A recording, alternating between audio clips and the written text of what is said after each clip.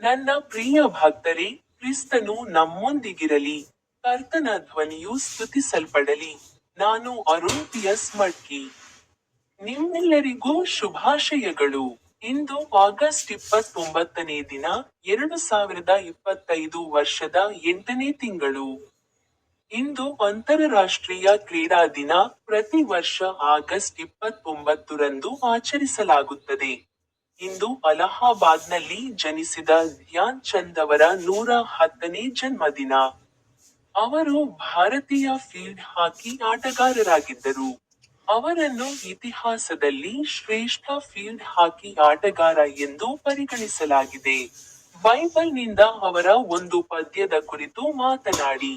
ನಾಣ್ಣುಡಿಗಳು ಅಧ್ಯಾಯ 11 ಪದ್ಯ ಸಂಖ್ಯೆ 3. ಯಥಾರ್ಥವಂತರು ತಮ್ಮ ಸಮಗ್ರತೆಯಿಂದ ಮುನ್ನಡೆಸಲ್ಪಡುತ್ತಾರೆ. ಆದರೆ ವಿಶ್ವಾಸಘಾತುಕರು ತಮ್ಮ ವಂಚನೆಯಿಂದ ನಾಶವಾಗುತ್ತಾರೆ. ನಿಮ್ಮೆಲ್ಲರಿಗೂ ಶುಭಾಶಯಗಳು. ಈಗ ನನ್ನ ಯೂಟ್ಯೂಬ್ ಚಾನೆಲ್ನ ಕುಟುಕು ಬಟನ್ ಅನ್ನು ಕ್ಲಿಕ್ ಮಾಡಲು ಮರೆಯಬೇಡಿ.